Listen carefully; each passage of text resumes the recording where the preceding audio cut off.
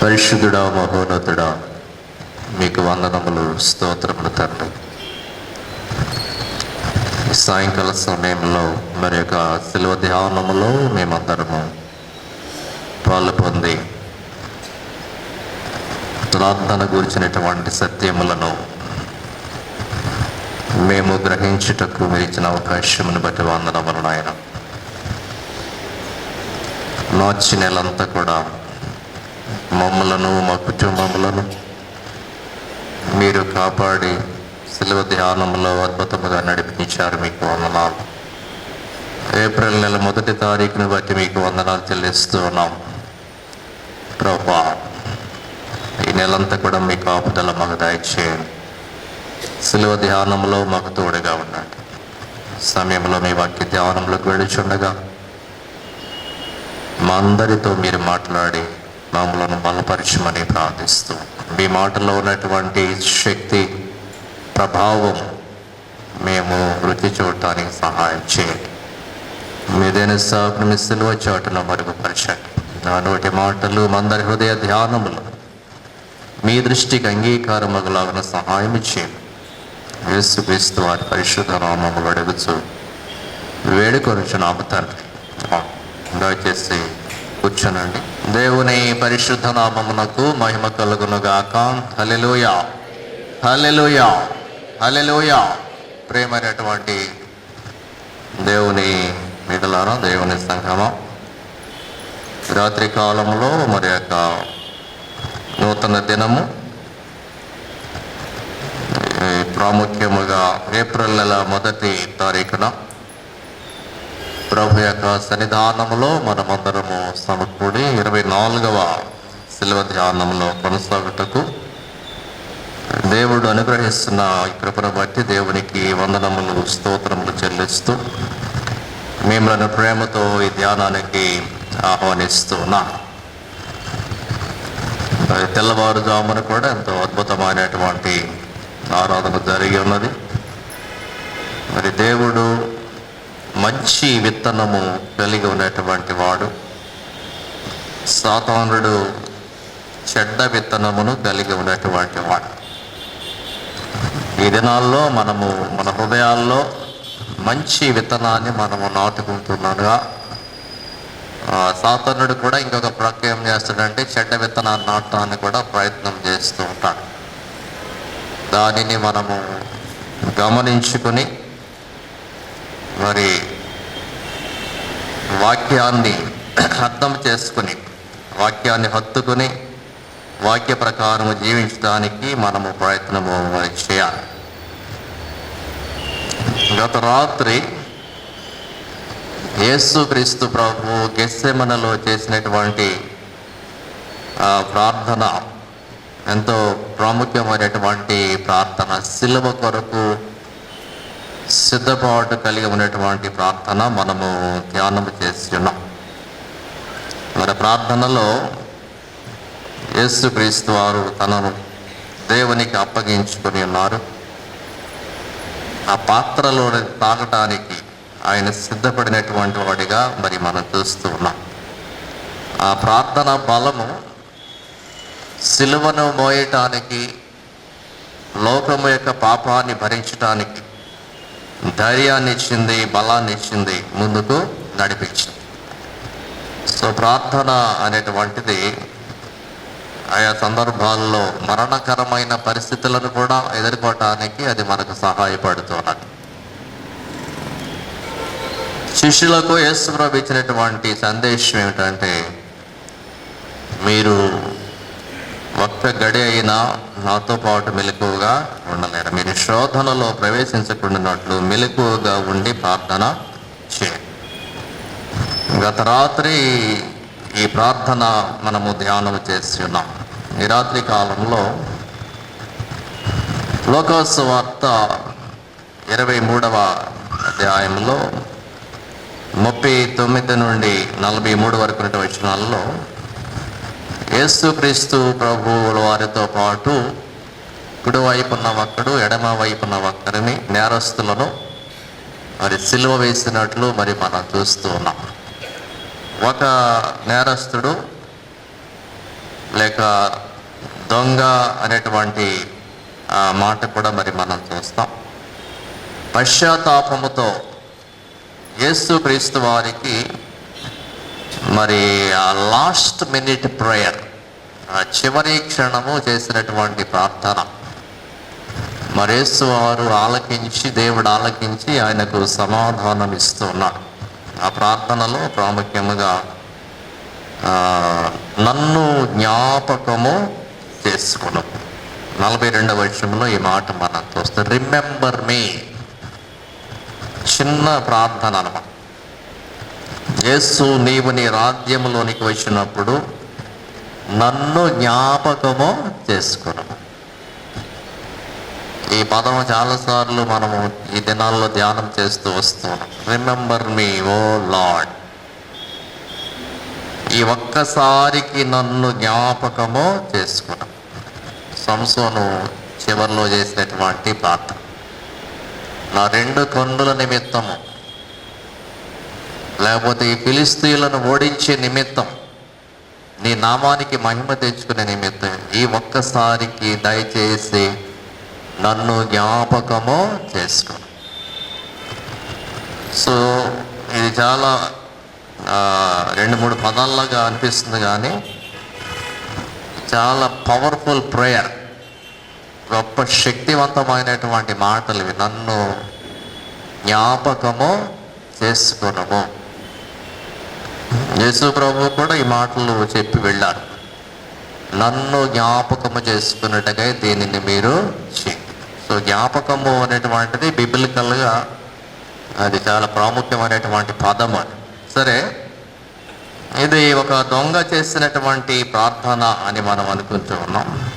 ఇక్కడ నేరస్తుడు అనే పదం వాడబడింది, క్రిమినల్స్ అనేటువంటి పదం కూడా మరి వాడబడింది. గ్రీక్లో లెస్టెస్ అనేటువంటి పదం వాడు. దీని అర్థం ఏమిటంటే రాబర్, బండిట్, ఇన్సరెక్షనిస్ట్, అంటే హింసను ప్రేరేపించేటువంటి వాడు. రెవల్యూషనరీస్ అంటే ఎదురు తిరిగేటువంటి వారు అన్నమాట. రెవల్యూషన్ తీసుకురావడం అంటే ఒక ప్రభుత్వము పైన కానీ, ఒక వ్యవస్థ పైన కానీ ఎదురు తిరిగి దాన్ని వ్యతిరేకించడం. రెవల్యూషనరీస్టులు అంటారు వాడు. ఈ కోవకు చెందినటువంటి వాడే బర్రబ్బా. అతను కూడా రెవల్యూషనరిస్ట్. రోమీయులకు వ్యతిరేకంగా మరి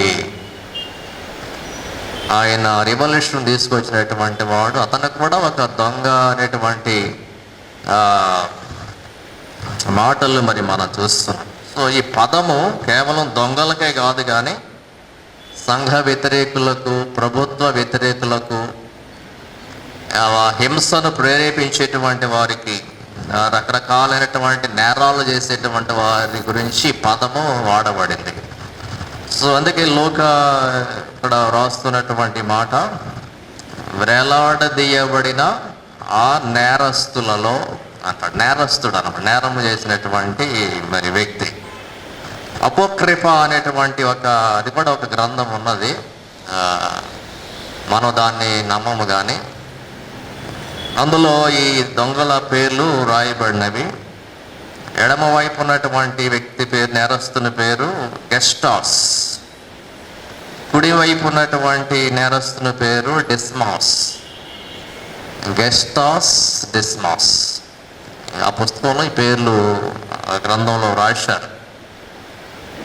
అయితే సిలువ అనేటువంటిది రోమన్ గవర్నమెంట్లో rebels, slaves and enemies of the state వారి కొరకు ఇది ఏర్పాటు చేయబడినటువంటి ఒక శిక్షా విధి అన్నమాట. శిక్ష విధించటంలో ఇది ఒక విధానం. కొరడాలతో కొట్టడము, లేకపోతే ఇంకా రకరకాల విధానాలు ఉన్నాయి. సిలువ వేయటము అనేటువంటిది ఒక ప్రత్యేకమైనటువంటి విధానం. సో ఇవి పాపాలు, హత్యలు, దొంగతనం చేసినటువంటి వారికి ఇది ఏర్పాటు చేసినటువంటి శిక్ష అన్నమాట. ఈ రోమన్ గవర్నమెంట్లో దీన్ని అమలు చేసేటువంటి వారు.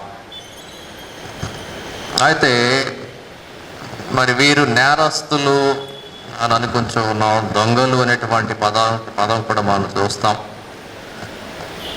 మరి దొంగతనము అనేటువంటిది కూడా ఒక ఆజ్ఞ వ్యతిరేకమైనటువంటి పదముగా మరి నిర్గమకాండములో 10 ఆజ్ఞల్లో ఒక ఆజ్ఞగా మరి మనం చూస్తాం. ఆజ్ఞ మరి దేవుని ఆజ్ఞలకు వ్యతిరేకముగా జీవించటమే పాపము. పాపము వల్ల వచ్చు జీతము మరణం. సో ఈ మరణానికి ఈ వ్యక్తి గురైనటువంటి వ్యక్తిగా మరి మనం చూస్తున్నాం. అయితే ఈ వ్యక్తి అంటూ ఉన్నాడు, మనకైతే ఇది న్యాయం. ఇంకొక నేరస్తుడు మరి యేసు క్రీస్తుకు వ్యతిరేకముగా మాట్లాడినటువంటి వాడిగా, నీవు క్రీస్తువు కదా దూషించాడు. ఒకడు ఆయనను దూషించుచు, నీవు క్రీస్తువు కదా, నిన్ను నీవు రక్షించుకొని మమ్మను కూడా రక్షించుమని చెప్పాడు. అయితే ఈ వ్యక్తి అంటున్నాడు, మనకైతే ఇది న్యాయమే. ప్రియులారా, ఈ దొంగలో లేక ఈ నేరస్తునిలో తగ్గింపును మనం చూస్తూ ఉన్నాం. కన్ఫెషన్, ఒప్పుకుంటూ ఉన్నాడు, ఇది న్యాయమే, మనకి దీన్ని మనం వ్యతిరేకించడానికి లేదు. లేకపోతే అన్యాయంగా మనం సిలువనెక్కించారని చెప్పి మనం చెప్పడానికి ఇది మనకు న్యాయము అన్నాడంటే అర్థం ఏంటంటే యేసు ప్రభువుకు ఇది న్యాయం అయినటువంటిది కాదు. మనకు న్యాయం కానీ ఆయనకు న్యాయం కాదు. ఆయన ఏ నేరం కూడా చేయలేదు. ఈ 41వ వచనంలోనే ఆయన అన్న మాట ఏమిటంటే, మరి ఈయన ఏ తప్పిదమును చేయలేదు. ఈ నేరస్తుడు చెప్పినటువంటి మాట కన్ఫెషన్, మొదటిలో తగ్గింపు మనం చూస్తాం. ఇది మనకైతే న్యాయమే అన్నాడంటే ఆయనలో ఎంతో తగ్గింపు ఉన్నట్లు మరి గమనిస్తున్నాం ప్రార్థన యొక్క మాటలో. తర్వాత ఈయన ఏమి ఒప్పుకుంటున్నాడంటే, ఏమి గ్రహించాడు యేసు ప్రభు నుండి. అఫ్ కోర్స్ నేరస్తుడు కావచ్చు, దొంగ కావచ్చు, is aware of the social events of that day, those days. ప్రపంచంలో ఏం జరుగుతుంది, ఎవరిని ఏం చేస్తున్నారు అనేటువంటిది గ్రహింపు ఉన్నటువంటి వాడు కేవలం దొంగతనాలు చేసుకుంటూ దొంగతనం మీదే మనస్సు కేంద్రీకరించినటువంటి వాడు కాదు. కొంత ఆధ్యాత్మికమైనటువంటి చింతన కూడా కలిగి ఉన్నటువంటి వాడిగా మనం అనుకోవచ్చు. యేసు ప్రభుని గురించి ఎరిగినటువంటి వాడు. ఈయన ఏ నేరము చేయలేదని ఎవరు చెప్పారు ఈయనకి అంటే, ఆయన తెలుసు యేసు ప్రభు గురించి. ఒకవైపు దొంగతనం చేస్తూనే ఉన్నాడు, ఇంకొక వైపు యేసుని గురించినటువంటి జ్ఞానము కలిగి ఉన్నటువంటి వాడుగా మరి మనం గమనిస్తాం. కాబట్టి ఇన్ని మనం దొంగలలో మంచి దొంగ అనవచ్చు. మనం దొంగతనం అనేటువంటిది ఒకవేళ తన కడుపు నింపుకోవడానికి ఏమైనా ఒకవేళ చేశాడేమో కానీ ఆధ్యాత్మికంగా మాత్రము దేవుణ్ణి విడిచిపెట్టిన వాడు కాదు. మేము దొంగతనానికి వెళ్ళేటప్పుడు కూడా ప్రార్థన చేసుకుని వెళ్ళేవాడాము, ఈరోజు మంచి ఇంట్లో దొంగతనం చేయాల. అటువంటి వాళ్ళు ఉంటారు. సినిమాలకు వెళ్ళేటప్పుడు ప్రార్థనలు చేసుకున్నప్పుడు చిన్నప్పుడు ఇవన్నీ తెలుసు మనకు. సరే, ఏమైనప్పటికీ కూడా అది మంచి చెడు మనకు తెలియదు, దేనికైనా ప్రార్థన చేసుకోవాలి అంతే. సినిమాకి వెళ్ళేటప్పుడు ముందు ప్రార్థన చేసుకుని చిన్నప్పుడు తెలియని విషయాలు ఏమన్నా అమాయకం భక్తి అనమాట. అందరం బహుశా దొంగ కూడా ఏమో నాకు సమాజం నాకు న్యాయం చేయాలి, ఉద్యోగం ఇవ్వాలా, లేకపోతే నన్ను పోషించడం లేదు కాబట్టి నన్ను బతకాలి కాబట్టి ఏదో చేయాలి. భక్తి మాత్రం విడిచిపెట్టలేదు అన్నమాట. యేసును కూర్చున్నటువంటి అవగాహన కలిగి ఉన్నటువంటి వాడిగా మరి మనం చూస్తాం. ఈయన ఏ తప్పిదమో చేయలేదు. మరి కోవలో యోధా ఇస్కరియోతుకు కూడా తెలుసు ఈయన ఏ తప్పిదమో చేయలేదు. ఆయన కూడా అంటాడు మత్తయి సువార్తలో 27వ అధ్యాయంలో 4వ వచనంలో, నిర్దోషి యొక్క రక్తాన్ని నేను చిందించాను, నేను పాపము చేశాను. ఇది ఆయన ఏ నేరము చేయకుండా ఆయన మీద పడినటువంటి శిక్ష. నేను నిరపరాధ రక్తమును అప్పగించి పాపము చేసి తినని చెప్పాను. తర్వాత ఇంకొక వ్యక్తి పిలాతు భార్య అని కూడా మరి మనం చూస్తాం. అదే అధ్యాయంలో 19వ వచనంలో అతడు న్యాయపీఠం మీద కూర్చుండి ఉన్నప్పుడు అతని భార్య, నీవా నీతిమంతుని జోలికి పోవద్దు, ఈ ప్రొద్దు ఆయనను గూర్చి నేను కలలో మిక్కిలి బాధపడి తినని అతని యొద్దకు వర్తమానము పంపెను. ఆఫీసర్ గారి భార్యకు కల వచ్చింది. అక్కడ జరిగేటువంటి సంఘటనలు దేవుడు ఆమెతో కూడా మాట్లాడాడు, కలలో మాట్లాడాడు అనమాట. ఆమె ఏమి గ్రహించింది? ఆయన నీతిమంతుడు, ఆయన జోలికి నువ్వు వెళ్ళొద్దు. భర్తను కాపాడుకునే ప్రయత్నం చేసింది. ఎందువల్ల భక్తుని పిల్లలతో శిక్ష విధిస్తాడేమో, ఆ దోషం అంతా మరి మా మీదకి మా కుటుంబం మీదకి రావచ్చు కాబట్టి భర్తకి వర్తమానం పంపించింది. నాకు కల వచ్చింది, నేను చాలా తొందరపడ్డాను ఆయన గురించి, ఆ నీతిమంతుని జోలికి నీవు వెళ్ళ, ఆయన యందు ఏ దోషము కూడా లేదు. మరి ఒప్పుకున్నటువంటి పిలాతు భార్యను మనము చూస్తూ ఉన్నాం. సో ప్రియులారా, శతాధిపతి కూడా ఒప్పుకుంటున్నాడు. అదే మత్తయి సువార్త 27వ అధ్యాయం 24వ వచనం కూడా మరి మనం చూస్తే, ఈ నీతిమంతుని రక్తమును గూర్చి నేను నిరపరాధిని, మీరే చూచుకున్నాడని చెప్పాను. చేతులు కడుక్కుంటున్నాడు కూడా ఆయన పిల్లలు, ఈ నేరం నా మీదకి రాకుండా ఉండును గాక. తర్వాత శతాధిపతి ఒప్పుకుంటున్నాడు 54వ వచనములో. అక్కడ కావలి వారు, శతాధిపతి, ఈ భూకంపం ఇవన్నీ చూసి నిజముగా ఆయన దేవుని కుమారుడని చెప్పుకొనిది. So confession is very important. క్రైస్తవ భక్తిలో ప్రాముఖ్యమైనటువంటి విషయం ఏంటంటే, యేసు ప్రభువు నిరపరాధి, పరిశుద్ధుడు, ఆయన యందు ఏ దోషము కూడా లేదు, ఆయన యందు ఏ దోషము లేదు. లోకాసు వార్తలోనే 23వ అధ్యాయంలో 4వ వచనంలో కూడా పిలాతు అన్నటువంటి మాట ఏమన్నాడు అక్కడ? ఈ మనుష్యుని యందు నాకు ఏ నేరమును కనబడలేదు, ఏ నేరము కూడా నాకు కనబడటంలా.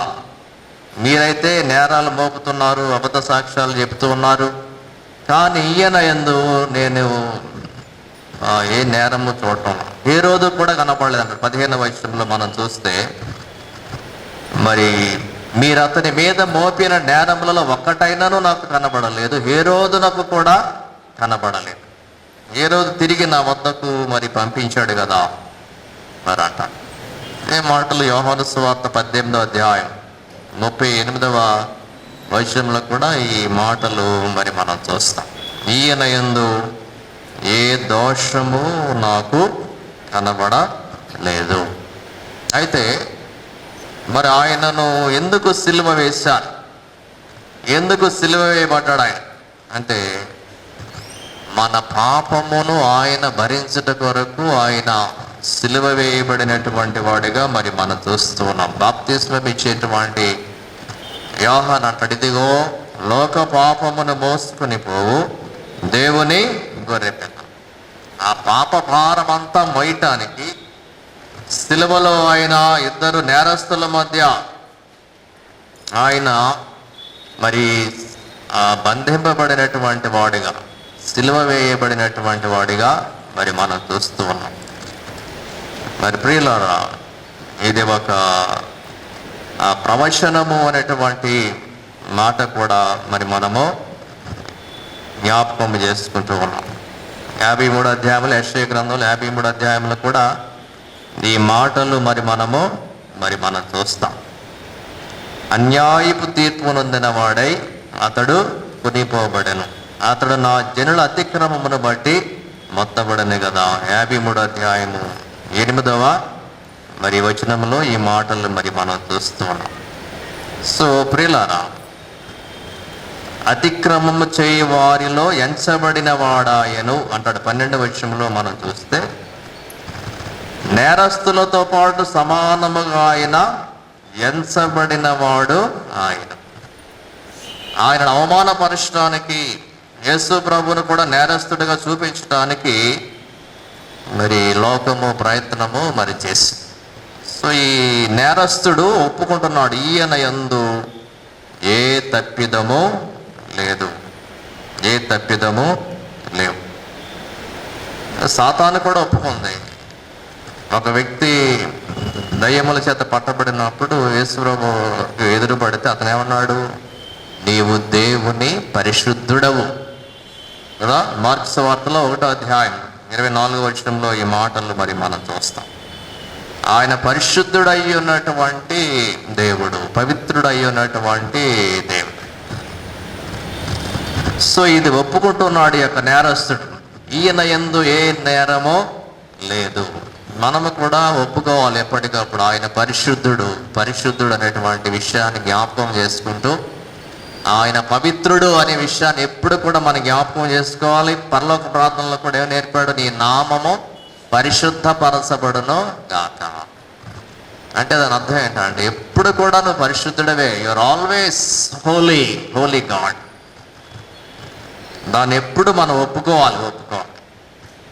అయితే ఈ 42వ వచనంలో మరి ఇతను చేసినటువంటి విజ్ఞాపన ఇక్కడ మరి మనం చూస్తాం. యేసు, నీవు నీ రాజ్యములోనికి వచ్చినప్పుడు నన్ను జ్ఞాపకము చేసుకున్నామని. నీ రాజ్యము, ముందు యేసు అని పిలిచాడు అనమాట. యేసు అని పిలవటంలో ఇది కూడా చాలా దగ్గర సంబంధాన్ని మరి మనం చూస్తూ ఉన్నాం, చనువును మరి మనం చూస్తూ ఉన్నాం. ఒక వ్యక్తిని పేరు పెట్టి పిలిచారు అంటే అర్థం ఏంటంటే చాలా దగ్గర సంబంధము కలిగినటువంటి వాడు. ఏ రీతిగా దగ్గర సంబంధం కలిగిన వాడు అంటే యేసును దేవునిగా అంగీకరించి ఆయనను ప్రేమించి బహుశా ఈ ప్రార్థన చేసేటువంటి అనుభవము కలిగి ఉన్నటువంటి వాడు కావచ్చు. దొంగే నేరస్తుడే కావటం లేదు కానీ, అది మనకు కాదనట్లేదు, కానీ యేసు అని పిలిచేటువంటి అంత దగ్గర సంబంధాన్ని దేవుడితో ఆయన ఏర్పాటు చేసుకున్నాడు. అంటే ఎల్లవేళలా కూడా ప్రార్థించేటువంటి వ్యక్తిగా ఈ వ్యక్తిని మనము అర్థం చేసుకోవాలి. ఒక వ్యక్తి ఇంకో వ్యక్తిని సడన్గా వెళ్ళి పేరుతో పిలవటం అది కుదిరే పని కాదు. చదువన్నా ఉండాలి, లేకపోతే దగ్గర సంబంధం అన్నా ఉండాలి. యేసు అనేటువంటి సంబోధన చాలా దగ్గరి సంబంధం. యేసును అంగీకరించినటువంటి నేరస్తుడు ఈ యొక్క నేరస్తుడు. కొన్ని వర్షన్స్లో లార్డ్ అని ప్రభువా అనేటువంటి పదం కూడా వాడబడింది. మరి తోమాని మరి మనం చూస్తాం, ఏం చేస్తున్నాడు ఆయన, నా ప్రభువా నా దేవా అని ఒప్పుకుంటున్నాడు. యేసు ప్రభు యొక్క పునరుద్ధానం తరువాత ఆ ప్రత్యక్షతను అనుభవించినటువంటి తోమ ఏమన్నాడు, నా ప్రభువా నా దేవా, అప్పుడు ఒప్పుకుంటాడు అన్నమాట. ఇక్కడ ఈ వ్యక్తి, నేరస్తుడైనటువంటి ఈ వ్యక్తి తన నోటితో యేసును దేవునిగా ఒప్పుకుంటూ ఉన్నాడు. వాక్యం కూడా తెలియజేసేటువంటిది ఏమిటంటే మనము ఒప్పుకోవాలి. ముందు we have to confess that Jesus is the Lord. రోమపత్రికలో 10వ అధ్యాయం ఈ 9వ వచనంలో ఈ మాట మరి మనం చూస్తాం. ఎట్లా వస్తుంది రక్షణ, ఎట్లా మనము రక్షింపబడతాం, how we can be saved. ఇక్కడ ఏమంటున్నాడు అనగా, యేసు ప్రభు అని నీ నోటితో ఒప్పుకొని దేవుడు మృతులలో నుండి ఆయనను లేపినని నీ హృదయమందు విశ్వసించిన ఎడల నీవు రక్షింపబడుదువు. దట్స్ ఆల్, అంతేగా, వేరేం కాదు. యేసును ఒప్పుకోవాలి, ప్రభు అని ఒప్పుకోవాలి. ఆయనే రాజు, ఆయనే దేవుడు అనేటువంటి విషయాన్ని మనము ఒప్పుకోవాలి. అదేంటంటే అలా అంటారు, మేము రోజు ఆ దేవుడికే మొక్కుతున్నాం కదా అనొచ్చు. కానీ మనం మనసులో అనుకునేది వేరు, బయట అందరికి వినపడేలాగా ఒప్పుకోవటము వేరు. అందుకే మనం ఈ అపోస్తల విశ్వాస ప్రమాణం చెప్తూ ఉంటాం. అదేంటంటే కన్ఫెషన్ అనమాట. ప్రజలందరి ముందు, సంఘం అంతటి ముందు మనం ఏం చేస్తున్నాం? ఒప్పుకుంటున్నాం అనమాట. నమ్ముతున్నాం, యేసుయే దేవుడని నమ్ముతున్నాము. నువ్వు నమ్మేవని హృదయంలో దాచుకుంటే కుదరదు. దాన్ని ఏం చేయాలి? బయట కన్ఫెస్ చేయాలి, ఒప్పుకోవాలి. అందుకే విశ్వాస ప్రమాణం చాలా ఇంపార్టెంట్. అది మన కంఠపాఠం వచ్చేయాలి. నేను ఒప్పుకొనుచున్నాను అనే పదం కూడా ఉంటుంది అందులో. యేసు ప్రభు అని నేను ఒప్పుకుంటున్నాను. ఆయన లేచాడు, ఆయన మరణించాడని, తిరిగి లేచాడని, తిరిగి రానయ్యున్నాడని, ఇవన్నీ నేను నమ్ముతున్నాను. అది చాలా, అసలు ఆ కన్ఫెషన్ చాలు. సో మన సిఎస్ఐ కానీ లోధరన్ ఈ సంఘాలలో ఇది చాలా ప్రాముఖ్యమైనది అనమాట. మిగతా వాళ్ళకి తెలియవు, అసలు వాళ్ళ చరిత్రే తెలియదు, ఏం చెప్తారో తెలియదు, ఆరాధనలో ఏముండాలో కూడా తెలియదు వాళ్ళు. So these are all confessions. ఒప్పుకోవాలి. ఆరాధన పుస్తకం చాలా ప్రాముఖ్యమైనది అనమాట. సో యేసు ప్రభువు అని నీవు ఒప్పుకొని నీ విశ్వసించిన ఎడల నీవు రక్షింపబడుదువు. యోహాను మొదటి పత్రికలో 5వ అధ్యాయం 1వ వచనంలో యోహాను కూడా ఇదే మాట చెప్తాడు. మొదటి పత్రిక, యోహాను పత్రిక 5వ అధ్యాయం 1వ వచనంలో, యేసే క్రీస్తై ఉన్నాడు నమ్ము ప్రతి వాడును దేవుని మూలముగా పుట్టి ఉన్నాడు. సో ప్రియులారా, మరి రక్షకుడు మెస్సియా, పాపాల నుండి విడిపించేటువంటి వాడు, అది ఎవరైతే నమ్ముతారో వారు దేవుని మూలముగా పుట్టినటువంటి వారు. సో ప్రియులారా, మనము అంగీకరిస్తే ఏమవుతుంది అంటే, లోకాసు వార్తలోనే 12వ అధ్యాయం 8వ వచనంలో మరి యేసు ప్రభు ఒక మాట ప్రాముఖ్యంగా ఖచ్చితంగా చెప్తాడు. ఆయన మనుషుల ఎదుట ఒప్పుకున్న వాడినే నేను తర్వాత ఒప్పుకుంటాను అంటాడు. నువ్వు మనసులో ఒప్పుకున్నాను, లేకపోతే ఇంకోటి కాదు. లోకాసు వార్త 12వ అధ్యాయం 8వ వచనం ఏమన్నాడు? మరియు నేను మీతో చెప్పినదేమనగా, నన్ను మనుష్యుల ఎదుట ఒప్పుకున్నవాడెవడో మనుష్య కుమారుడు దేవుని దూతల ఎదుట వానిని ఒప్పుకొనును. మనుష్యుల ఎదుట నన్ను ఎరుగనను వానిని నేనును ఎరుగనని దేవుని దూతల ఎదుట చెప్పుదును. ఖచ్చితం అన్నమాట ఇది, ఖచ్చితం. నేను రహస్య విశ్వాసిని, లేకపోతే నేను నమ్మింది ఏదో నమ్మానంటే కుదరదు. ఒప్పుకోవాలంతే. నువ్వు యేసు దేవుని కుమారుడు, ఆయన దేవుడు. You have to confess.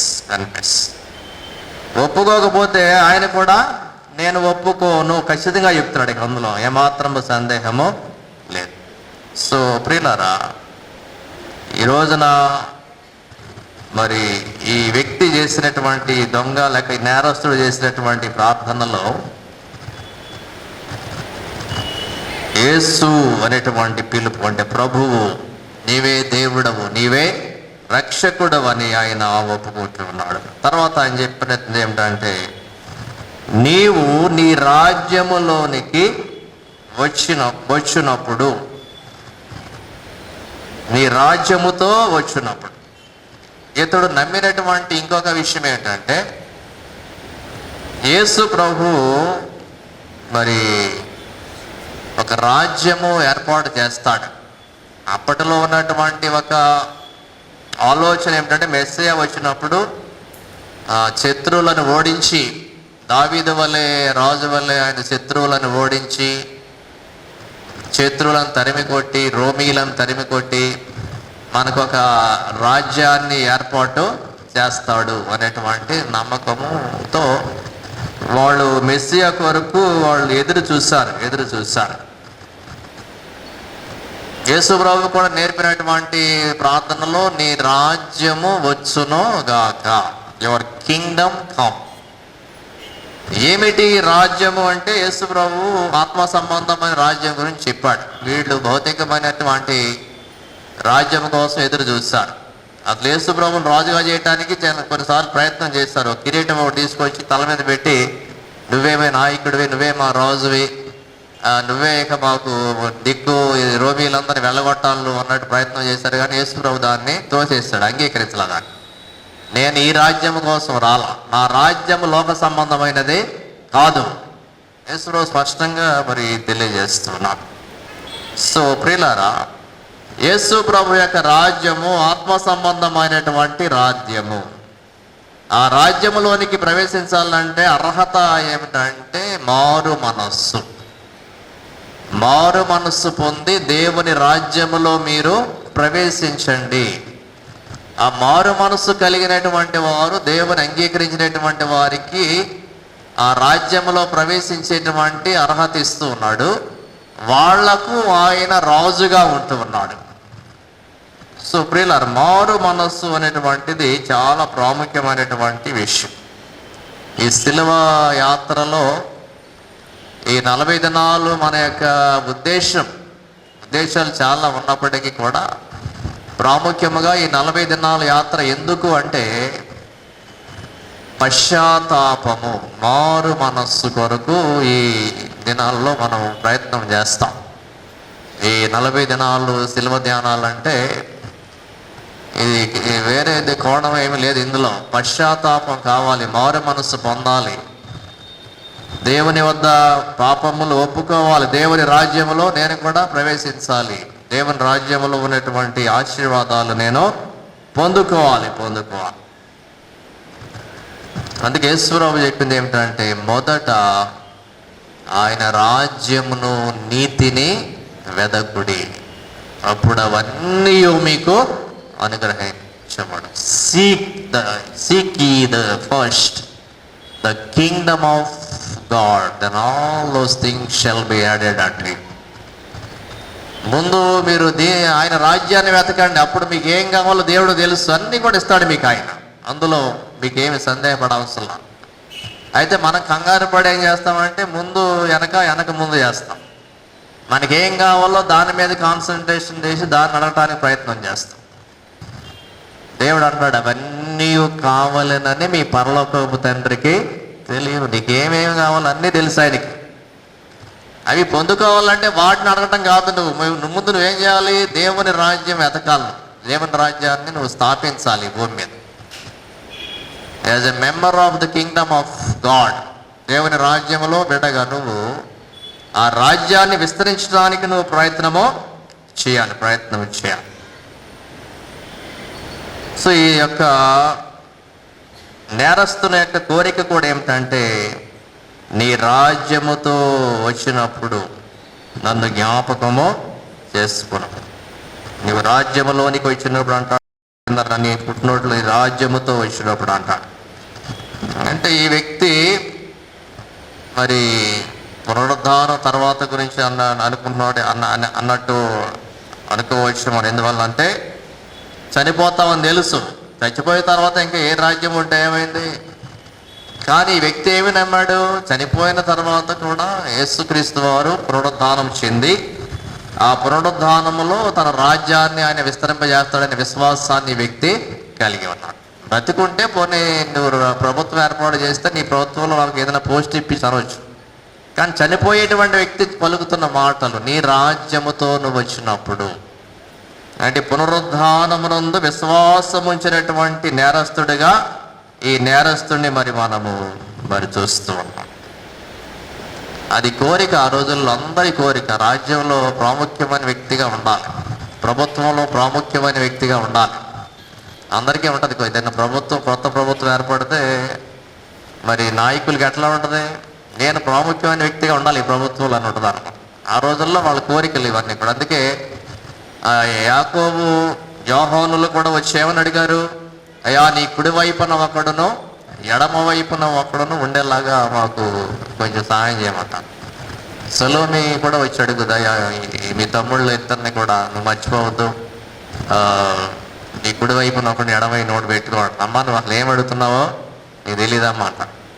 Pin అవుద్ది అన్నమాట. సో అందరి కోరిక ఇదే, నీ కుడి వైపున ఒకడు ఎడమ వైపున ఒకడు. ఈ మార్కు సువార్త 10వ అధ్యాయంలో ఈ మాటలు మనం చూస్తాం. వాళ్ళ యొక్క కోరిక 10వ అధ్యాయం 35వ వచనంలో, జబదయి కుమారులను యాకోబును యోహానును ఆయన వద్దకు వచ్చి, బోధకుడా, మేము అడుగున్నదెల్లా నీవు మాకు చేయగోరుతున్న ఆయన, ఏం కావాలయా మీకు అడిగితే నీ మహిమ యందు నీ కుడి వైపున ఒకడును నీ ఎడమ వైపున ఒకడును కూర్చుండునట్లు మాకు దయచేయి. అవి చాలా ఇంపార్టెంట్ ప్లేసెస్ అన్నమాట. రాజుగారి కుడి వైపున ఒకడు ఎడమ వైపున కూర్చోవడం అంటే మామూలు కూర్చోబెట్టరు. అక్కడ ఎంతో ప్రాముఖ్యమైనటువంటి వ్యక్తి అయితే తప్ప అక్కడ కూర్చోవటానికి సాధ్యము కాదన్నమాట. అంటే యేసుప్రభు పక్కనే కూర్చున్నాడంటే అసలు ఎంతో వాల్యూ ఉంటుంది అనమాట ఆ వ్యక్తికి. వీళ్ళిద్దరూ అది కోరుకున్నారనమాట, యాకోబు యోహాను. జాలు అంటున్నారు వాళ్ళు. అరే బాబు, అది నా చిత్తం కాదన్నాడు యేసుప్రభు. తండ్రి చిత్తం అది, నా చేతిలో ఏమి కూడా అది లేదు. ప్రయారిటీస్ కోరుకునేటువంటి అది వ్యక్తులు అనమాట. సో దేవుని రాజ్యములో ఈ ప్రయారిటీస్ కోరుకోవటంలో ఆశపడటంలో తప్పేం లేదు. కానీ మరి దేవుడు చెప్పింది ఏంటంటే ఆయన రాజ్యమును నీతిని మొదట వెతకాలి. అయితే ఈ రాజ్యములో ఏమి ఉన్నది వీళ్ళరా అనేకమైనటువంటి విషయాలు దేవుని యొక్క రాజ్యములో మరి ఉన్నాయి. అది మనము ఈ ప్రార్థనకు దేవుడు ఇచ్చినటువంటి సమాధానం తర్వాత చివరిలో ధ్యానం చేద్దాం. అయితే యేసుప్రభు ఇచ్చినటువంటి ఈ వ్యక్తి నన్ను జ్ఞాపకము చేసుకునుము, ఈ మాట కూడా ఈ ప్రాముఖ్యమైనటువంటి మాటగా మరి మనకు రాజ్యములో జ్ఞాపకము పర్టికులర్గా అడిగాడు అనమాట. ఇప్పుడు బలం కోసం జ్ఞాపకం చేసుకోమని సంసోను ప్రార్థన చేశాడు. ఇంకా రకరకాలుగా సంతానం కోసం ప్రార్థన చేసినప్పుడు నీ దాసురాలు జ్ఞాపకము చేసుకున్నాము, ఇవన్నీ ఉన్నాయి. అయితే ఈ వ్యక్తి పర్టికులర్గా నీ రాజ్యములో నువ్వు రాజ్యముతో వచ్చినప్పుడు నన్ను జ్ఞాపకము చేసుకున్నాము. సో ప్రియులారా, ఆ రాజ్యములో దేవుడు మనందరినీ కూడా జ్ఞాపకం చేసుకుంటాడు. ఆయన ఇచ్చినటువంటి వాగ్దానం ఏమిటంటే యోహాను సువార్తలో 14వ అధ్యాయంలో ఈ మాటలు మరి మనం చూస్తాం. నా తండ్రి ఇంట అనేక నివాసములు కలవు, లేని ఎడల నేను మీతో చెప్పుదును. నేనుండు స్థలములో మీరును ఉండులాగున నేను మరలా వచ్చి నేను మిమ్మల్ని తీసుకుని పోవుదును. సో ఇక అంతకన్నా ఏం జ్ఞాపకం చేసుకుంటాడు? సో యేసుప్రభు ఇచ్చినటువంటి వాగ్దానాలు తన యొక్క బిడ్డలకు మరి మనం చూస్తే ఎప్పుడు కూడా జ్ఞాపకం ఉండేలాగా తన ప్రక్కనే పెట్టుకుంటున్నాడు దేవుడు. మనం చూసారా, నేనుండు స్థలములో మీరును ఉండులాగున నేను వెళుతున్నాను, నేను స్థలము వెళుతూ ఉన్నాను, మీ అందరికీ కూడా గృహాలు అక్కడ నేను ఏర్పాటు చేస్తూ ఉన్నాను. అయితే ఆ స్థలంలోనికి వెళ్ళాలంటే నేనే మార్గమును సత్యమును జీవమునైనా. సో ఈ వ్యక్తి చేసినటువంటి ప్రార్థనలో జ్ఞాపకము చేసుకునేటువంటి దేవుడు, మరచిపోయే దేవుడు కాదు. 8వ కీర్తనలో కూడా చదువుతాం, నీవు కలుగజేసినటువంటి చంద్ర నక్షత్రములను ఈయనంత విశ్వాన్ని నిన్ను చూడగా నీవు మనుష్యుని జ్ఞాపకము చేసుకున్నటకు వాడేపాటివాడు, నీవు నరపుత్రుని దర్శించుటకు వాడేపాటివాడు. After all insignificant man. ఈ సృష్టి అంతటిలో మనిషిని చూస్తే చాలా చిన్ని స్థితి మనిషి. అయితే ఎందుకు జ్ఞాపకం చేసుకుంటున్నాడు? మనం ఎందుకు ప్రార్థన చేయాలి జ్ఞాపకం చేసుకోమని అంటే ఆయన పోలికలో ఆయన స్వరూపములో ఈ సృష్టిలో ఉన్నదల్లా ఎవరండి? నీవు మనుషులమే, వేరే ఏం లేవు. జంతువులు ఇవన్నీ కూడా నేల నుండే నిర్మాణం చేశాడు, కానీ ఆయన పోలికలో ఆయన స్వరూపంలో నిర్మాణము చేయలా. కాబట్టి దేవుడు సమస్త సృష్టిని జ్ఞాపకం చేసుకున్నా తన పోలికలో తన స్వరూపంలో ఉన్నటువంటి నరులను ఆయన జ్ఞాపకము చేసుకుంటాడు. కాబట్టి ఈ మాట అనడంలో, ఈ ప్రార్థన చేయటంలో తప్పేం లేదు. నన్ను జ్ఞాపకము చేసుకున్నాము, ఎందువల్ల నేను నీ బిడ్డను. తను ఎందరు అంగీకరించిరో వారందరూ దేవుని పిల్లల గుట్టకు ఆయన అధికారము అనుగ్రహించి. సో పిల్లలు తల్లిదండ్రుల్ని అతమానం నన్ను జ్ఞాపకం చేసుకో అనక్కలా. ఏమో అంటారేమో, నేను ఎప్పుడైనా జ్ఞాపకం వచ్చాను అంటారు హాస్టల్కి వెళ్ళిన పిల్లలు. మీరు కాబట్టి ఎవరు ఉన్నారమ్మా మాకు అంటాం. మేము రివర్స్లో, మేము అసలు జ్ఞాపకం వచ్చాము నీకు అసలు ఫ్రెండ్స్లో పడిపోయి మమ్మల్ని మర్చిపోయాలి అంటాం మేము. అట్లా దేవుని విషయంలో కూడా దేవుడు మర్చిపోయే దేవుడు కాదు. కానీ మనం ఏం చేయాలి? నన్ను జ్ఞాపకము చేసుకో ప్రభువా, నీ బిడ్డనయ్యా, నన్ను నీ బిడ్డగా అంగీకరించాను. సో ఈ ప్రార్థన ఎప్పుడు కూడా మనం చేసుకో, నన్ను జ్ఞాపకము చేసుకో.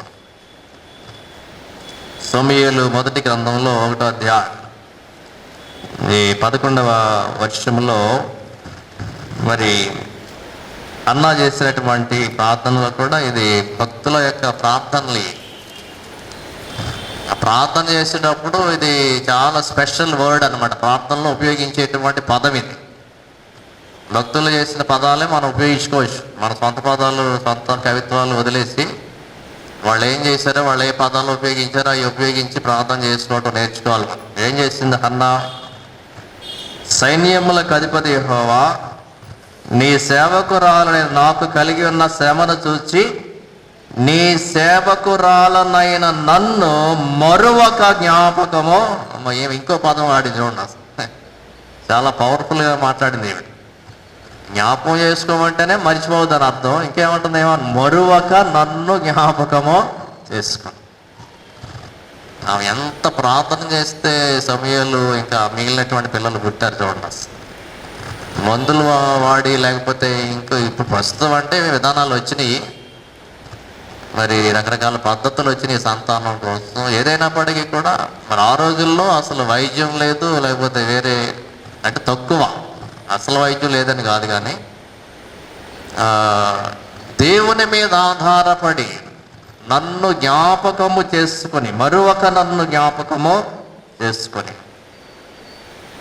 నీ సేవకురాలని నాకు మగపిల్లను దయచేసిన ఎడ ఖచ్చితంగా చెప్పింది అన్నమాట. ఇక్కడ ఈ వ్యక్తి కూడా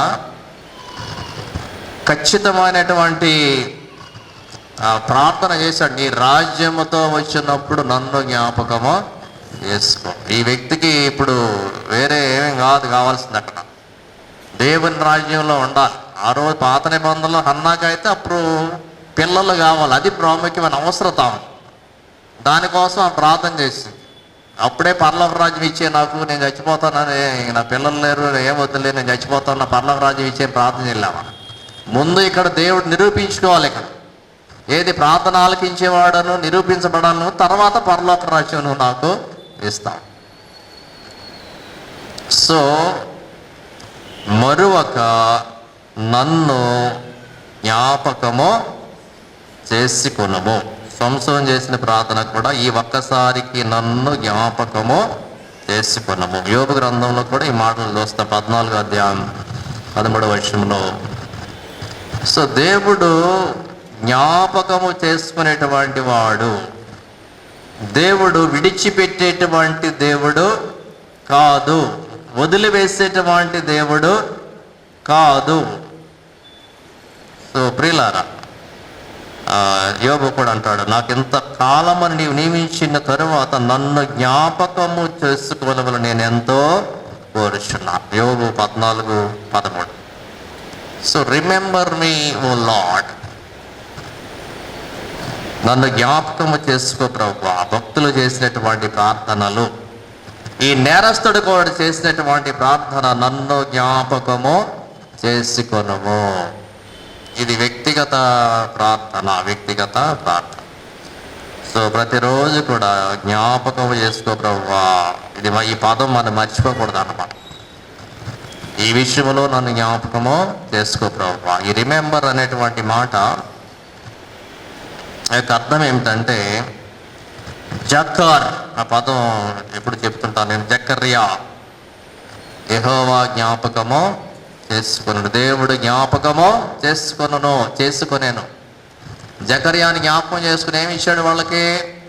బాప్తిస్మం ఇచ్చే యోహాను దేవుడు వారికి ఇచ్చాడు వృద్ధాప్యంలో. దేవుడు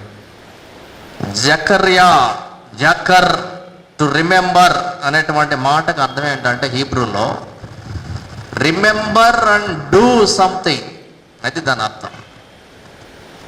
నన్ను జ్ఞాపకం చేసుకో ప్రభువా అంటే అర్థం ఏంటంటే, నన్ను జ్ఞాపకం చేసుకుని నా కొరకు ఏదో ఒకటి నువ్వు చెయ్యి, అది దాని అర్థం అన్నమాట. Remember and do something. అది ఊరికి నేను నన్ను జ్ఞాపకం చేసుకో అంటే సర్లే జ్ఞాపకం చేసుకున్నా నీ పేరు అంటే అయిపోవాలి అక్కడ. దానివల్ల లాభం ఏముంది? ఇప్పుడు మీ పేరు నాకు తెలుసు, నా పేరు మీకు తెలుసు, ఏముంది? లాభం ఏముంది? ఎవడైనా హైదరాబాద్ వెళ్తుంటే ఏమంటాం, అక్కడికి వెళ్ళాక నన్ను జ్ఞాపకం చేసుకో అంటే అర్థం ఏంటి? వచ్చేటప్పుడు ఏదో ఒకటి పట్టిరా అని అర్థం అన్నమాట. అంతేగా. ఊరు వెళ్ళే వాళ్ళకి నన్ను జ్ఞాపకం చేసుకుంటే అర్థం ఏంటి? సర్లే జ్ఞాపకం చేసుకుంటే ఉత్తి చేతులు దొరికితే లాభం లేదు. వచ్చేటప్పుడు ఏదో ఒకటి హైదరాబాద్ పేరు చెప్పి ఏదో ఒకటి తెస్తే మేము సంతోషపడతాం. ఉత్తి చేతులు తెస్తే మాకేముంటుంది కదా. సో జ్ఞాపకం చేసుకో అంటే అర్థం ఏంటంటే, డూ సంథింగ్ ఫర్ మీ, నా కోసం ఏదో ఒకటి చేయాలి నువ్వు, అది దాని అర్థం. అంతే తప్ప బుద్ధిత్తునే జ్ఞాపకం చేసుకోమని కాదన్నమాట. సో భక్తులు నన్ను జ్ఞాపకం చేసుకో దేవుడా అంటే నా కోసం ఏదో ఒకటి చేయి ప్రభువా, అదన్నమాట దాని అర్థం అన్నమాట. క్రైస్తవులు కూడా దేవుని జ్ఞాపకం, నన్ను జ్ఞాపకం చేసుకున్నటకు దీనిని మీరు చేయుడి. ఏది కమ్యూనన్ ఇచ్చే సమయంలో కొరింథీ మొదటి పత్రిక 11వ అధ్యాయం చదువుతాం. నన్ను జ్ఞాపకము చేసుకున్నటకు దీనిని మీరు చేయుడి అంటే యేసు ప్రభువుని ఇక్కడ జ్ఞాపకం చేసుకున్నాం. ప్రభు యొక్క శరీర రక్తంలో జ్ఞాపకం చేసుకున్నటువంటి మనము బయటికి వెళ్ళేటువంటి మనం ఏం చేయాలా? దేవుడి పేరు చెప్పి ఏదో ఒక పని చేయాలి. దేవుని సేవ ఏదో ఒకటి మనము చేయాలి. దేవుడిని జ్ఞాపకం చేసుకోవడం అంటే ఊరికినే దేవుడా యేసుప్రభు అంటే కాదు.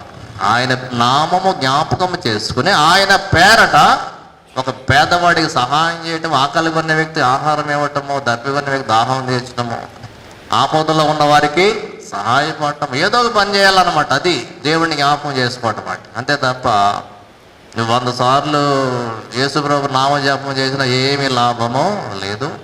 ఓ పుస్తకం నిండా యేసుప్రభు అని పుస్తకం నిండా రాసినా వాటి వల్ల ప్రయోజనము లేదు. అవి తెలిసి తెలియనటువంటి భక్తి. పుస్తకం నిండా యేసుప్రభు అని రాస్తే ఏమవుతుంది? నీ చేయలాగుతుంది, ఏముండదు దానివల్ల.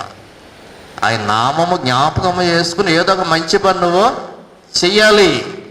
లేకపోతే నీకు ఇష్టమైన వ్యక్తి పేరు పుస్తకం నిండా రాసేవానికి ఏమవుతుంది? నీ చేయలాగుతుంది అంతే. వాళ్ళకి అసలు నీకు ఇష్టం ఉందో లేదో వాళ్ళంటే నువ్వు అసలు పిచ్చి పనులని చేస్తారు యూత్ చాలా మంది. సో దేవుని జ్ఞాపకము చేసుకునుట అంటే రిమెంబర్ అండ్ డూ సంథింగ్, ఏదో ఒకటి మనం దేవుని పేరట చేయాలి. నన్ను జ్ఞాపకము చేసుకును. యేసు ప్రభు ఇచ్చినటువంటి సమాధానాన్ని మరి మనం చూస్తే, యేసు ప్రభు అందుకు ఆయన వానితో, ఇక అతని బ్యాక్గ్రౌండ్ అడగలేదు, నువ్వేందయ్యా నీకు నాకు సమానం ఏంటి, ఏదో తప్పనిసరి పరిస్థితులు నేను మీ మధ్యలో ఉండాల్సి వచ్చింది కానీ ఇదేం చెప్పాల యేసు ప్రభు. నేడు నీవు నాతో కూడా పరదైసులో ఉందని నిశ్చయముగా నీతో చెప్పుచున్నాను. ఆన్సర్ టు ద ప్రేయర్, ప్రార్థనకు జవాబు ఏమిటి అంటే నేడు. నేడు అంటే అర్థం ఏంటి? ఇవాళే నువ్వు చేసినటువంటి ప్రార్థనకు సమాధానం ఎప్పుడు వస్తుంది? ఇప్పుడే, ఈరోజే, టుడే. ఇది ప్రార్థనలో ప్రాముఖ్యమైనటువంటి విషయం. అంటే ప్రార్థిస్తూ ఉండగా ఏలియాకు దేవుడు సమాధానం ఇచ్చాడు. ప్రార్థన ముగిలా వెంటనే వచ్చేసింది సమాధానం. ఇటువైపు ప్రార్థన వెళ్తుంది, అటువైపు సమాధానం వచ్చేస్తుంది అన్నమాట. వారు ప్రార్థన చేయించుండగా వారికి నేను సమాధానము ఇస్తాను. యెషయా గ్రంథంలో చదువుతాం 65వ అధ్యాయం. వారు మనవి చేయించుండగానే సమాధానం వచ్చేస్తుందంటే అంతే. భక్తుల యొక్క ప్రార్థనలు అంత పవర్ఫుల్ అన్నమాట. సో తర్వాత చూద్దాములే, నో పెండింగ్ పెట్టడం అనేటువంటిది మానవ నైజం. చూద్దాంలే, చేద్దాంలే, పోస్ట్పోన్మెంట్ అంటారు చూసారా, వాయిదా అంటారు చూసారా. ఈ వాయిదా వేయటం మనకు చాలా ఇష్టం అన్నమాట. ఇవాళ కాదు రేపు, రేపు కాదు ఎల్లుండి, అట్లా సంవత్సరాలు వెళ్ళిపోతానమాట కొన్ని విషయాలు. వాయిదా పద్ధతి అంటే ఇంకా ఇష్టం మనకి, అంటే ఇన్స్టాల్మెంట్స్ అన్నమాట. ఇప్పుడు పద్ధతులు అయితే ప్రతిదీ ఇన్స్టాల్మెంట్ మీద తీసేస్తాం మనం. అది కట్టగలమో లేదో ఇంకేం ఆలోచన. ఇన్స్టాల్మెంట్ అంటే చాలా ఇష్టం. డైరెక్ట్ డబ్బులు ఇచ్చి ఉండడం కంటే ఇన్స్టాల్మెంట్ మీద చాలా ఇష్టం. దాని మీద పడే వడ్డీ ఎంత పడుద్దో మనకు తెలియదు. చాలా డబల్ లాగుతారు. మనం తెలియక గబుక్కుని దిగిపోతాం వాటిల్లో. ఆ నెలకి ఇంత కదా అనుకుంటాం. కానీ చివరి కట్టాక ఒకసారి చూడండి, అమ్మో ఇంత కట్టామనిపిస్తుంది. అట్లా నేడు దేవుడికైతే నో పోస్ట్ పోన్మెంట్. ఈరోజే, నేడే రక్షణ దినం, ఇదే అనుకూల సమయం. ఆ రోజే రక్షణ.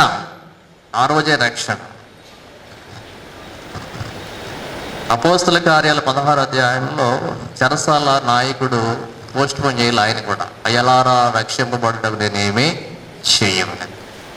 యేసునందు విశ్వాసం ఉంచి బాప్తిస్మం తీసుకోమని వెంటనే అతనును అతని ఇంటి వారును బాప్తిస్మము పొందిరి.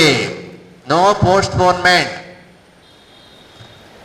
నపుంసకుడు దారిలో వెళ్తున్నాడు, నీళ్లు కనపండి, నీ బాప్తిస్మం పొంది వాడు ఆటంకం ఏంటంటే వెంటనే బాప్తిస్మము తీసుకున్నాడు. No postponement. దేవుడు కూడా మనకు సమాధానం ఇచ్చేటప్పుడు అది జెన్యూన్ ప్రేయర్ అయితే నేడు, వెంటనే, నేడు నీవు అంటే నువ్వు అడిగావు, నేను నీకు దానిని ఇస్తున్నా. నాతో కూడా అంటే దైవ సహవాసము. ఇందాక మనం అనుకున్నాం కదా, నా తండ్రి ఇంట అనేక నివాసాల్లో యేసు అక్కడ ఏం చెప్పాడు, నేనుండు స్థలములో మీరును. అది ఎంత మంచి మనసు అండి దేవుడిది. అసలు మనకి ఇష్టం లేని పక్కన అసలు కూర్చుంటాం మనం, అసలు కూర్చోంగా ప్లేస్ మార్చేస్తాం వెంటనే. అసలు అవసరం అయితే బయటికి వెళ్ళి కూర్చుంటాం తప్ప ఇష్టం లేని పక్కన అస్సలు కూర్చోం మనం. అది ఊరినే చెప్తున్నా. అంటే దేవుడు పక్కన కూర్చొని అర్హత మనకుందా అసలు? నేనుండు స్థలములో మీరును ఉండులాగున. నాతో కూడా అంటే దాని అర్థం ఏంటంటే దైవ సహవాసం, డివైన్ ప్రజెన్స్. ఏంటి, దొంగ వచ్చి, నేరస్తుడు వచ్చి, పరిశుద్ధుడైనటువంటి దేవుడు పక్కన కూర్చోవటమా? అది సాధ్యమయ్యే పనేనా? నాతో కూడా అంటే ఇద్దరం కలిసి వెళ్దాం పర్వం అన్నాడు చెప్తున్నాడు ఆయన. నా పక్కనే నువ్వు ఉంటాం, ఇద్దరం కలిసి వెళ్దాం అన్నట్టు అంటాడు. కలుపుకుంటాం అసలు మన వ్యక్తిని, నేరస్తుడిని ఇంకొక వ్యక్తి, మామూలుగా ఉన్న వ్యక్తి కలుపుకుంటాడా? పక్కన కూర్చొని నడుస్తాడా కనీసం? అతని పక్కన నడితే నన్ను కూడా దొంగ అనుకుంటారేమో, నన్ను కూడా నేరస్తు అనుకుంటారేమో అనుకుంటాను. కానీ ఈశ్వరం అట్లా చెప్పలా. నేడు నీవు, పర్టికులర్గా నువ్వే కదా. గెస్ట్ హౌస్ ఆయన పేరు అది అనుకున్నాం కదా మనం. కుడివైపు ఉన్నటువంటి వ్యక్తి పేరు డెస్మాస్. డెస్మాస్ నాతో కూడా పరదైసులో ఉండు. నాతో కూడా మన ఇద్దరం కలిసే వెళ్దాం అంటే వ్యత్యాసము లేదనమాట దేవునికి. అంత ప్రేమ, పశ్చాత్తాపం పొందినటువంటి వ్యక్తి అంటే, మారు మనస్సు పొందినటువంటి వ్యక్తి అంటే, యేసును వేడుకున్నటువంటి వ్యక్తి అంటే దేవునికి అంత ప్రేమ. నాతో కూడా పరదైసులో ఉండు. ఈ పరదైసు అనేటువంటి మాట, దాని యొక్క ఒరిజినల్ మీనింగ్ ఏమిటంటే బ్యూటిఫుల్ పార్క్, ఉద్యానవనం అనమాట. ఆ రోజుల్లో రాజుల పక్షాన ఉండేటువంటి వారు, రాజులకు మేలు చేసిన వాళ్ళు ఏం చేస్తారంటే, ఒక రోజు ఆ వ్యక్తిని తీసుకువెళ్ళి ఆ ఉద్యానవనంలో, ఆ పార్కులో ఒక రోజంతా గడపడానికి అవకాశం ఇచ్చేవాడు. రాజుగారితో ఉద్యానవనంలో ఆ పార్కులో గడపొచ్చారట రోజంతా కూడా. అది చాలా గొప్ప విషయం అనమాట. ఈ పరదైసు అనేటువంటి దాన్ని మనము పరలోకం అనుకోవచ్చు, లేకపోతే అబ్రహాము రొమ్మున ఎవరు అనుకున్నారండి, లాజరు అనుకున్నాడు కదా. అక్కడేముంది, నెమ్మది. ఇక్కడైతే నేను ఎంతో నెమ్మది, అక్కడైతే ఎంతో యాతన పడుచున్నాను. It's a place of rest, it's a place of happiness, it's a place of comfort. పరదైసు అంటే అది, దాని యొక్క అర్థం.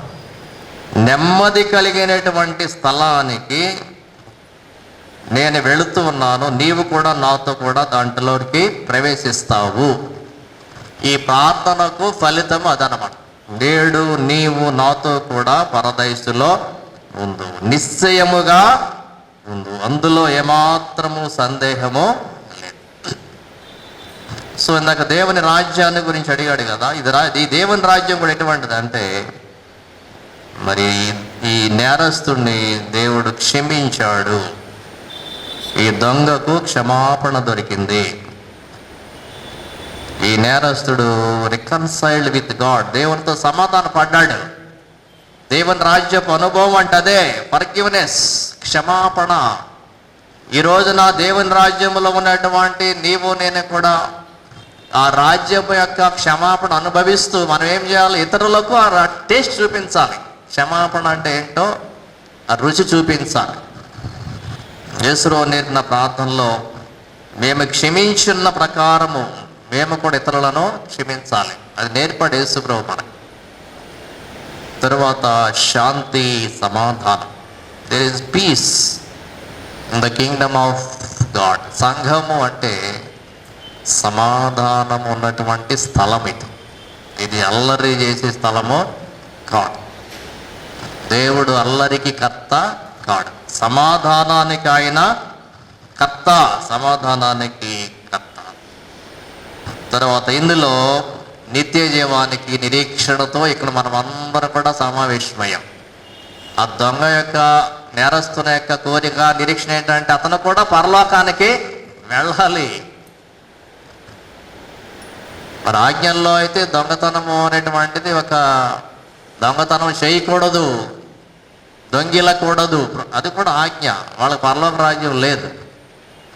అయితే యేసు ప్రభు ద్వారా దొంగలకు కూడా క్షమాపణ ఉన్నది. వ్యభిచారులు, దొంగలు, హంతకులు, వీళ్ళందరూ కూడా ముందు పరలోకంలో వెళ్ళిపోతారు. పరిచయాలతో చెప్తాడు, మీకంటే వ్యభిచారులు ముందు వెళ్తున్నారే పరలోకంలోకి, మారు మనస్సు చెందని చెప్తాడు యేసు ప్రభు. సో దొంగలకు క్షమాపణ, వారికి కూడా నిత్య జీవపు అనుభవాన్ని దేవుడు భరిస్తూ ఉన్నాడు. ఇంకా దేవుని రాజ్యంలో ప్రవేశించిన తర్వాత ఇక దొంగతనము చేయాలి అనేటువంటి ఆలోచన ఉండకూడదు. పరలోకంలో దొంగలు ఉండరు, పైన అందరూ కూడా మారు మనసు చెందినటువంటి వ్యక్తులు ఉంటారన్నమాట. సో దేవుని రాజ్యము ఇటువంటిది. క్షమాపణ ఉన్నది, దేవునితో సమాధానం ఉన్నది, శాంతి ఉన్నది, సమాధానం ఉన్నది.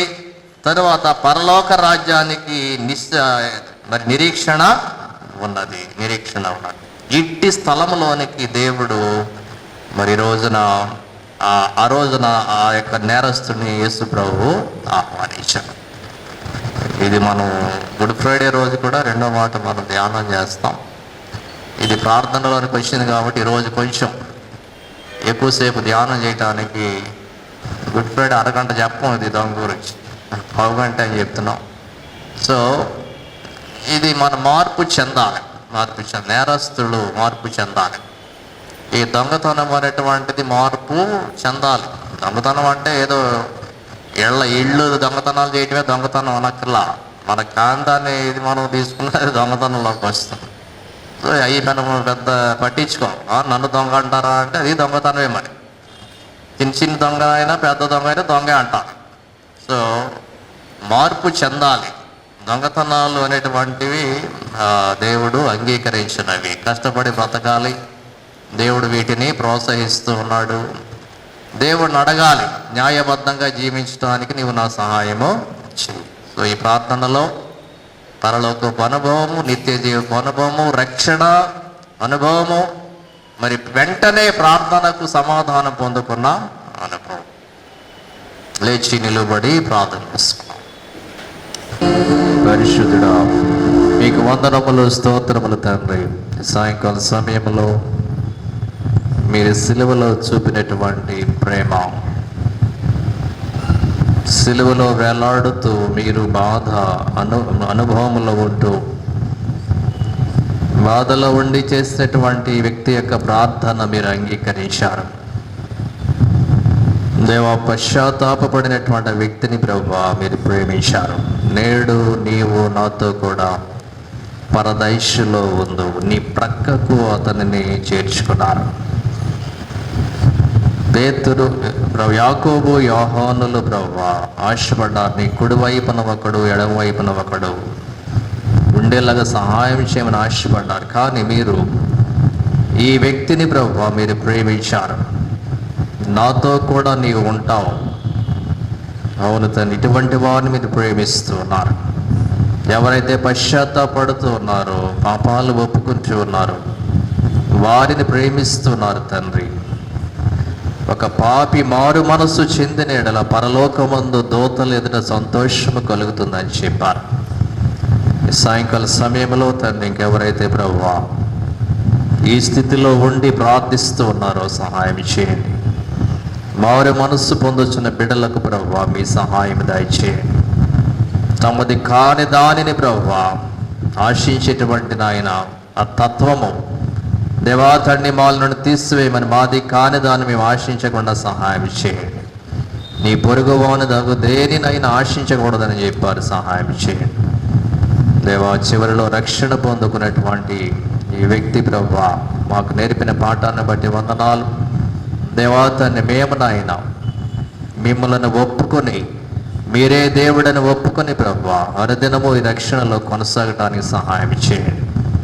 మీ రాజ్యంలో ఉన్నటువంటి క్షమాపణ దేవా ప్రభువా సమాధానము మేము నాయన అనుదినము పాటించుటకు సహాయం చేయండి. ఇతరులతో సమాధాన పడటానికి, ఒకరిని క్షమించటానికి మీ సహాయం మాకు దయచేయండి. నిత్య జీవముతో కూడినటువంటి ఆ నిరీక్షణతో కొనసాగటానికి సహాయం చేయండి. ప్రభువా సంఘమంతటిని దీవించండి. మీ శిలువ రక్తము నాయన ప్రతి బిడ్డపై ప్రోక్షించండి నాయన. పరిశుద్ధపరచండి, పవిత్రపరచండి. కొనసాగుతున్న శిలువ యాత్రను దీవించండి. ప్రభువా మీకు వందనాలు చెల్లిస్తూ ఉన్నాం. చదువుకునే పిల్లలకు నాయన తగినటువంటి జ్ఞానము, కాపుదల, వివేచన దయచేయండి. 10th క్లాస్ ఎగ్జామ్స్ రాసిన బిడ్డలను బట్టి వందనాలు. మంచి భవిష్యత్తు వారికి దయచేయమని ప్రార్థిస్తూ ఉన్నాం. పై తరగతుల్లోకి వెళ్ళే పిల్లల కొరకు ప్రార్థిస్తూ ఉన్నాం. దేవానాయన ఈ క్రొత్త తరగతుల్లో వారిని జ్ఞాపకం చేసుకోమని ప్రార్థిస్తూ ఉన్నాం. దూర దేశాల్లో, దూర రాష్ట్రాల్లో, దూర ప్రాంతాల్లో ఉన్న బిడ్డలు, హాస్టల్స్ ఉన్న బిడ్డలు దాన్ని జ్ఞాపకం చేసుకునండి. ప్రయాణమే వెళుచున్నటువంటి కుమార్తె బాంధవిని క్షేమముగా ఆయన తన యొక్క కాలేజీకి చేర్చమని ప్రార్థిస్తూ ఉన్నాం. ఇంకెవరైతే బిడ్డలు చదువుకుంటున్నారో అందరికీ ప్రభువా జ్ఞానము, వివేచన, కాపుదల దయచేయండి. ఉద్యోగ ప్రయత్నాలు చేసే వారికి సహాయం చేయండి. మంచి ఉద్యోగాలు దయచేయండి, స్థిరపరచండి. ప్రభువా సంతానం లేని వారు, గర్భిణీ స్త్రీలు, దేవానాయన ఇంకా వివిధ అవస్థలతో ఉన్న వారిని జ్ఞాపకము చేసుకోమని ప్రార్థిస్తూ ఉన్నాం. దేవరాత్రి కాలంలో నాయన వచ్చిన బిడ్డలందరినీ దీవించండి. ఎండల్లో ప్రభువా ప్రతి వారిని భద్రపరచండి. ప్రతి వారికి మీ కాపుదల దయచేయండి. రాష్ట్రంలో ఉన్న పరిస్థితులను బట్టి మేము ప్రార్థిస్తూ ఉన్నాం. క్రైస్తవ సంఘాలకు, మరి మీ సేవకులకు క్షేమము, భద్రత దయచేయమని మేము ప్రార్థిస్తూ ఉన్నాం. దేవరాత్రి కాలపు దీవెనలు మాకు దయచేయండి నాయన. ఏప్రిల్ నెలంతా కూడా ప్రభువా మమ్మలను, మా కుటుంబాలను మీరు ఆశీర్వదించండి. ప్రభువా మీ కాపుదల్లో నడిపించండి. చేస్తున్న మేళ్ళన్నిటిని బట్టి మీకు వందనాలు చెల్లిస్తూ యేసుక్రీస్తు వారి పరిశుద్ధ నామములో అడుగుచు వేడుకొనుచున్నాము తండ్రి, ఆమేన్. పరలోకమందున మా తండ్రి, మీ నామము పరిశుద్ధపరచబడునుగాక, మీ రాజ్యము వచ్చునుగాక, మీ చిత్తం పరలోకము నెరవేర్చినట్లు భూమి అందరూ నెరవేరునుగాక. మానవుని ఆహారం నేడు మాకు దయచేయము. మళ్ళీ అపరాధం చేస్తున్న వారిని క్షమించిన ప్రకారం మా అపరాధం క్షమించు. మమ్మల్ని శోధనలను దుష్టుని తప్పించుము. ఎందుకనగా రాజ్యము, శక్తియు, మహిమయు నిరంతరము నీవే. మన ప్రభువు అయిన యేసుక్రీస్తు కృపయు, పరమ తండ్రి అయిన దేవుని ప్రేమయు, పరిశుద్ధాత్మ అన్యోన్య సహవాసం మనందరికీ సదా తోడైయుండును గాక. ఆమేన్.